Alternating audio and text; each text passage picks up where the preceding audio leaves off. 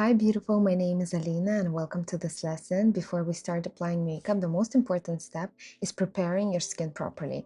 I start first with cleansing your face with a micellar water. Today I'm using Nivea micellar water, but you can use any micellar water that you already like and that works for you well on your skin. Gently wipe your face to remove any oils, leftovers of skincare or impurities. If you've just washed your face after a shower, this step is not always necessary. Personally, in my everyday routine, I don't always use micellar water if my skin is already clean. But I wanted to show you this option if this is part of your daily skincare.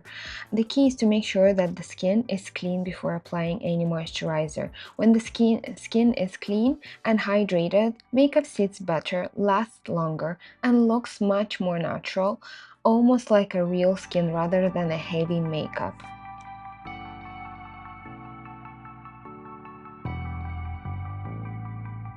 Next, I apply a moisturizing cream from the pharmacy brand Urage. This is anti-irritation moisturizing cream designed to soothe, deeply hydrate the skin. It's great for dry, sensitive skin. It also works beautifully for more mature skin because it gives the skin a very healthy and hydrated glow. I usually use it on myself for sure, and I usually use it also on my clients.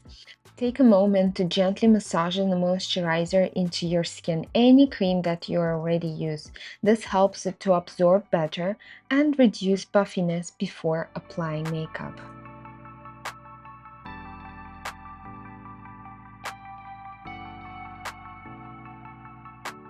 After moisturizer, I like to use Dalba First Spray Serum with a white truffle from Italy. This is a radiant hydration spray that gives the skin an extra boost of moisture and glow. I use the spray on myself and on my clients.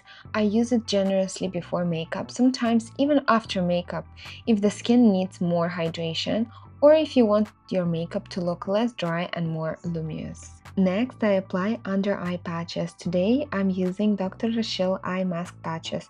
You can use any patches that you like. These are just simple, affordable, and easy to find. I usually buy them on Amazon.